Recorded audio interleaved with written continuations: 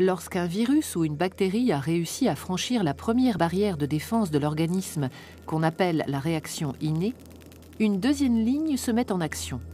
C'est l'immunité adaptative. Ce deuxième bouclier protecteur fait appel à des globules blancs spécifiques aux vertébrés, les lymphocytes. Les lymphocytes sont des cellules très spécialisées, capables de s'opposer à un antigène agresseur et un seul.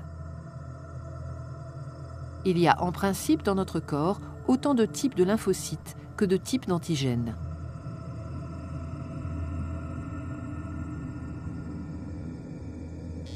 Lorsqu'un antigène agresseur a réussi à franchir la première barrière de défense de l'organisme, ces lymphocytes se mobilisent et quand ils reconnaissent la nature et l'identité de l'intrus, ils s'activent.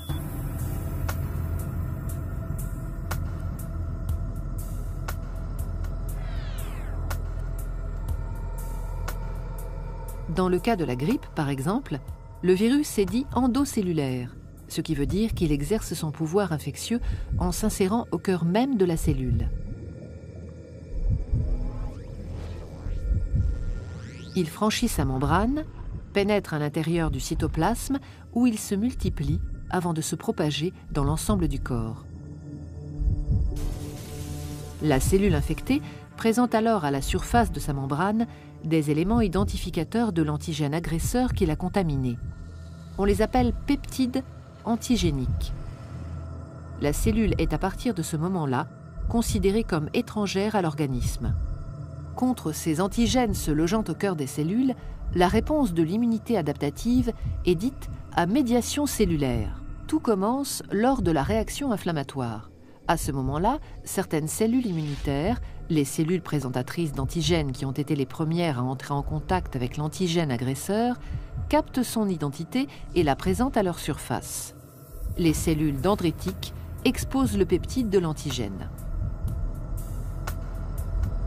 Jouant un rôle de messager, ces cellules présentatrices d'antigènes, dès lors porteuses du peptide, la fiche d'identité de l'agresseur, migrent vers les ganglions lymphatiques où résident des lymphocytes T4 et T8 dormants.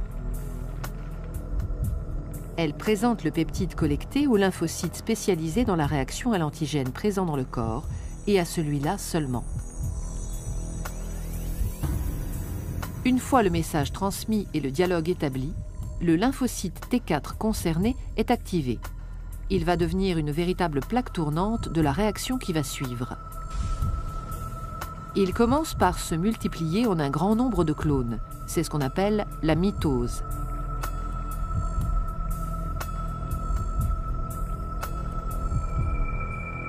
Certains des clones deviennent des LT4 mémoires. D'autres, appelés alors LT helper ou LT auxiliaires, deviennent capables de synthétiser et de sécréter des médiateurs chimiques, des cytokines, nommées interleukines ou lymphokines, qui vont déclencher la réaction des autres lymphocytes.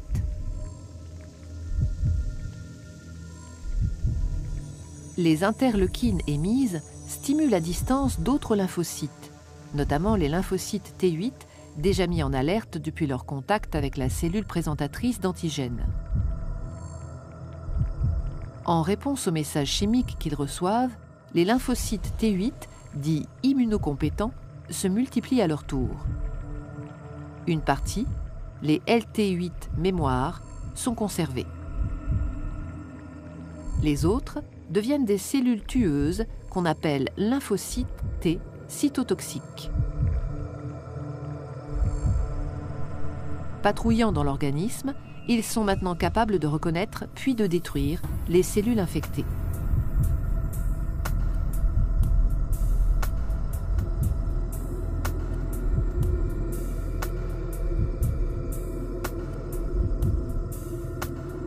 Mais d'autres agents infectieux peuvent agir en demeurant à l'extérieur des cellules.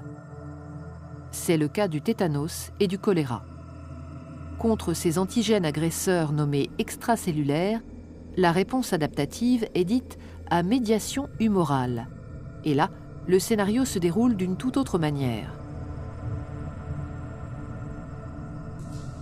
L'identification de l'antigène agresseur est opéré par une catégorie différente de lymphocytes, les lymphocytes B.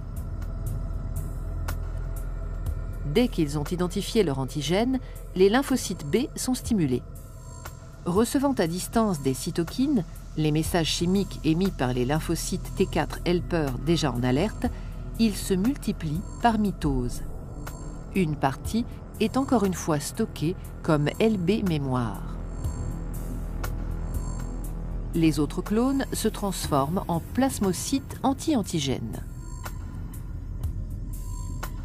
Ils produisent alors des anticorps circulants, spécifiquement dirigés contre l'antigène concerné. Ces anticorps circulants sont sécrétés en grande quantité dans le plasma, à raison de 2000 à 5000 à la seconde. Dès qu'ils rencontrent l'antigène agresseur, ils se lient à lui en nombre et forment une sorte de filet qui le neutralise.